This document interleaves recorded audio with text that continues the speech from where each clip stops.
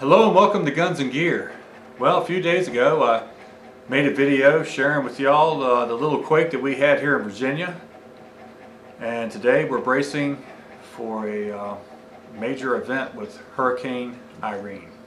Okay, so I guess talk a little bit about hurricanes, talk a little bit about preparations for you and your family, your loved ones, share a few thoughts.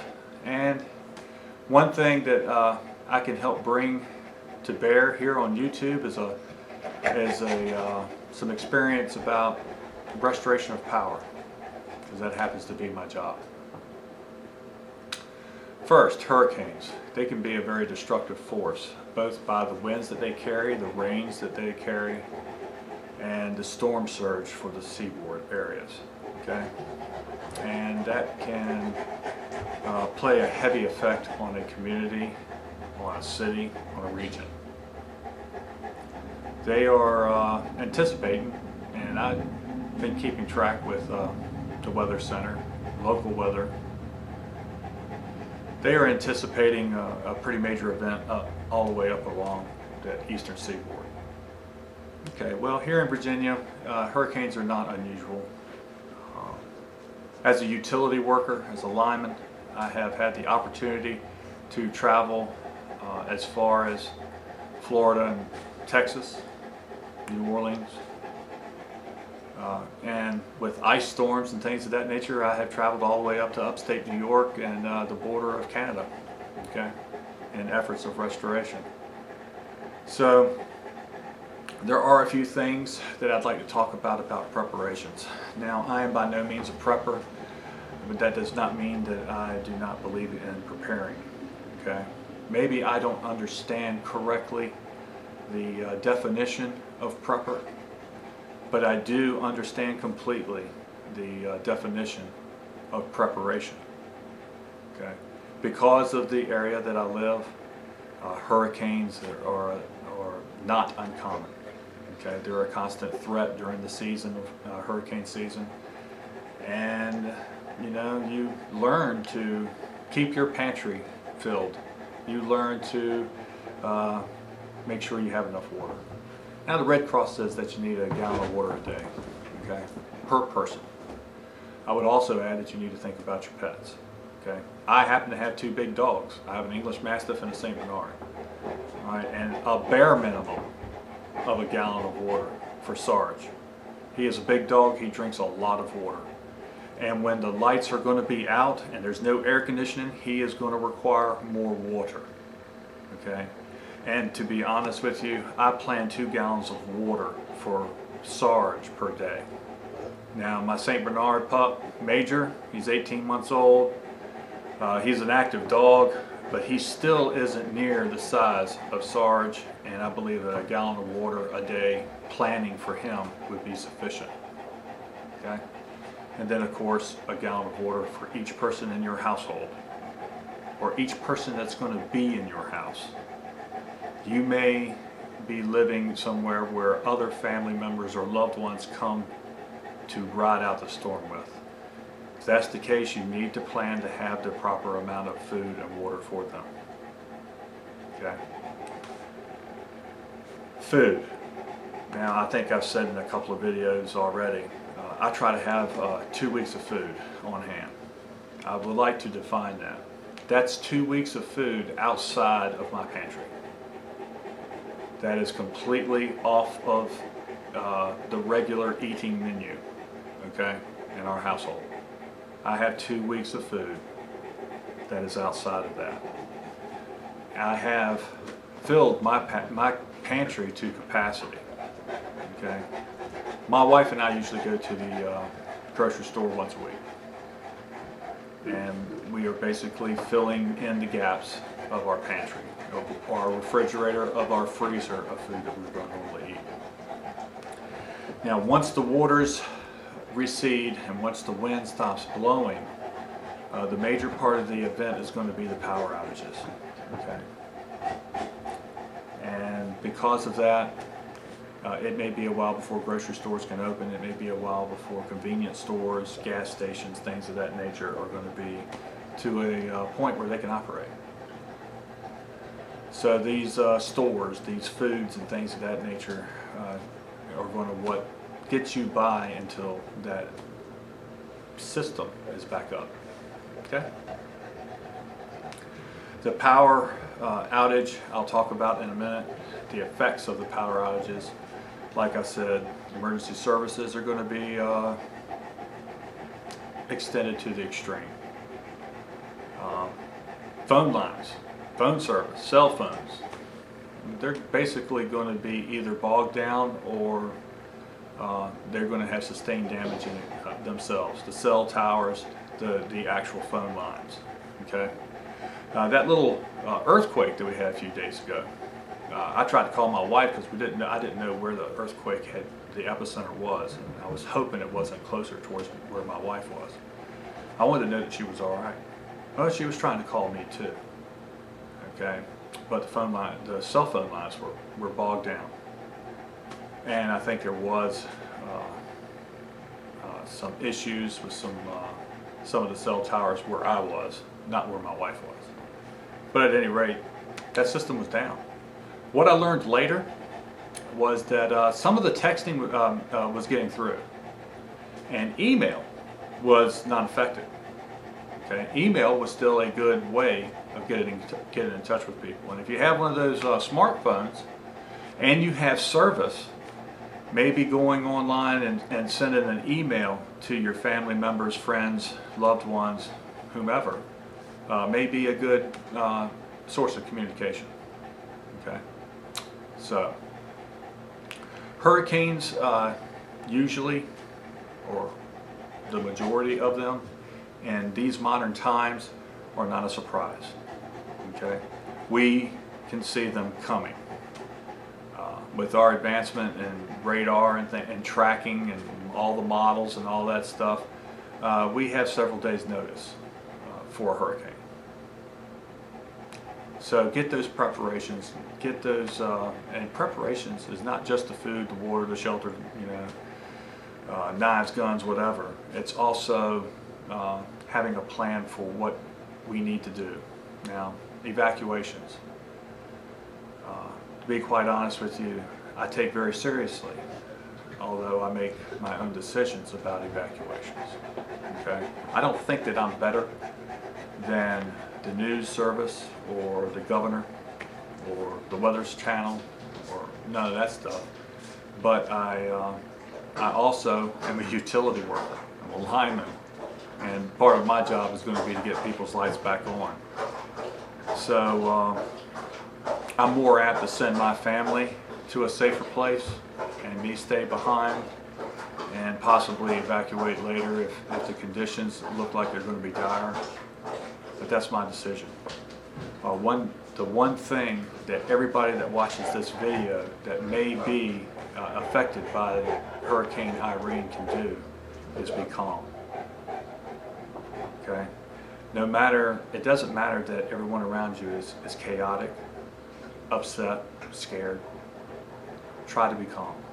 And if you're a teenager or if you're a matriarch or patriarch of your family, one of the best things that you can do is be calm. Okay? One of the story that I have about a tornado that came through our farm when I was a young boy was the fact that my mom was scared to death. I was scared to death. We were in a ditch. We were watching it come right through the field. Right? My father just simply put his hand on the top of my back around my shoulder and just patted me on the back a little bit. Never said a word, but that helped calm me. That comforted me. And that's something that any person can do. And it means a great deal. Let's talk about some of the supplies. Water is the most essential thing for life, and it is the cheapest thing to have on hand.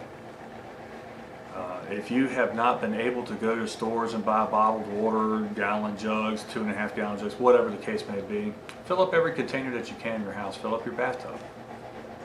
Okay, because sometimes because of storm surge, the water in a particular area may be contaminated and unsafe to drink. Okay, and that may be days or weeks before that can be effectively reversed. All right. Now during Isabel, there was some storm surge, and there was a lot of areas that their water was not potable.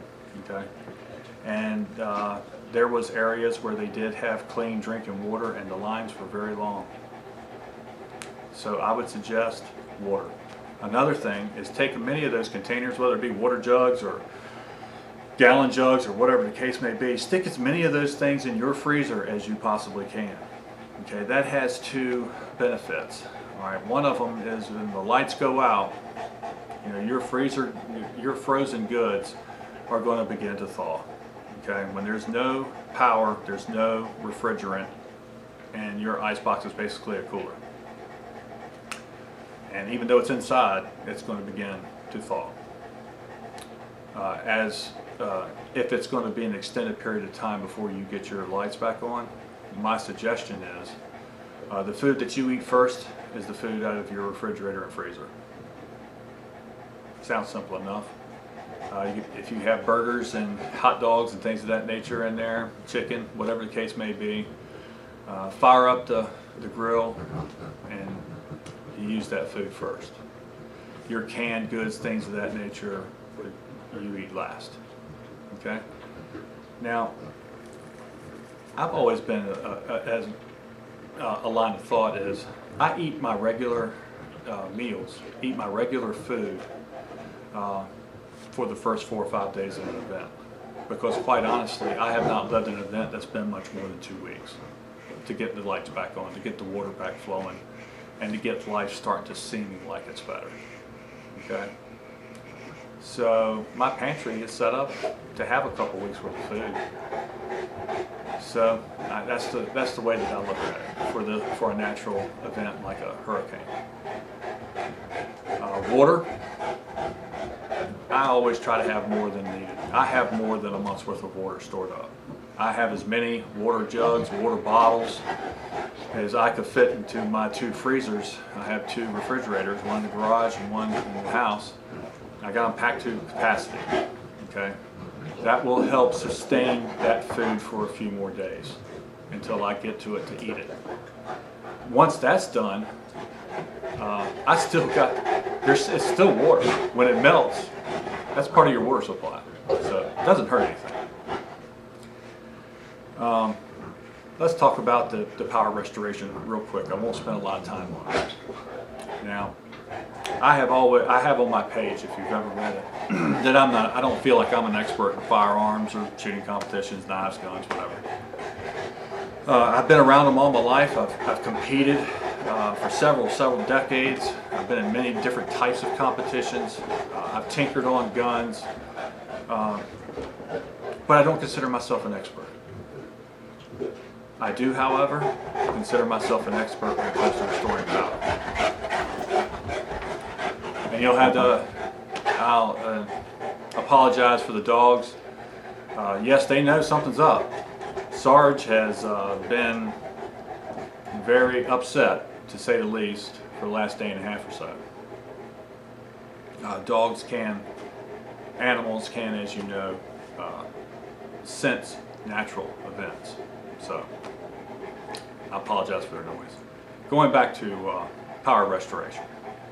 What we are going to do, and every other utility is going to do that's affected by the storm, is to take the resources that they have and for a set amount of man hours get the most lights that they can back on. Okay? First thing that they're going to do is they're going to service emergency and essential services like hospitals and things of that nature. That goes without saying. Nursing homes, things of that nature, they are priority customers, okay, when it comes to the restoration from a storm. Then we're going to look at trying to get the mainline circuits back on. Because by getting those mainline circuits back on, we are getting on the most people for a set amount of time, of effort, of resources. Okay?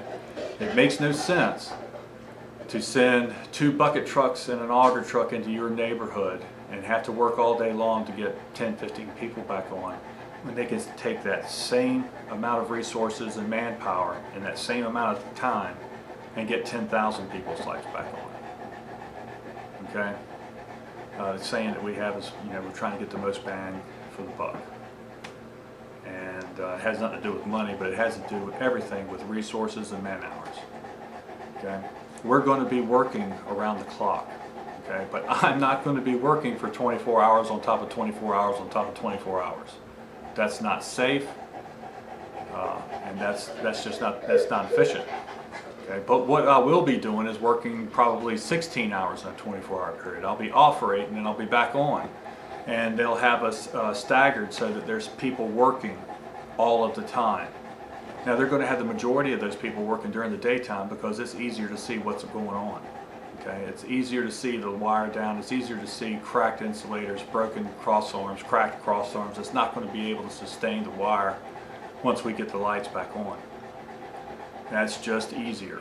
Okay, so it'll be smaller crews working through the nighttime hours and the majority of the crews working during the daylight hours. That's efficiency. You may see lights come on all around your area except for your block or maybe your house.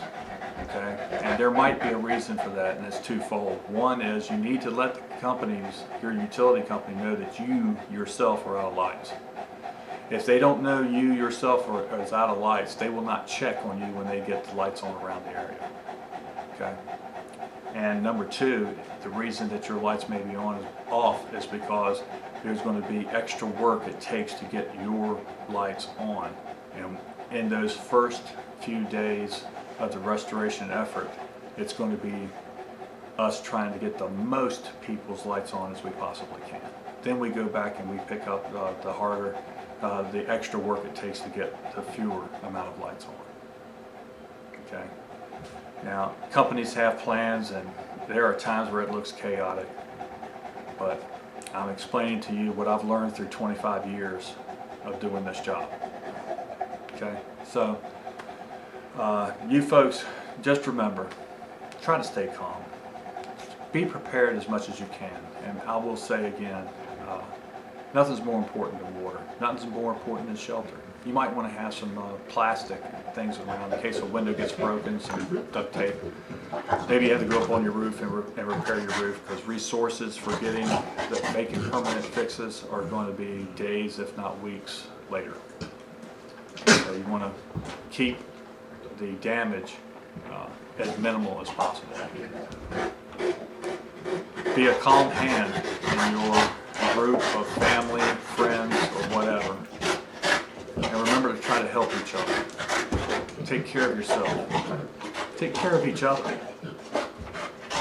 And shoot straight. On the range and in life. Thank you.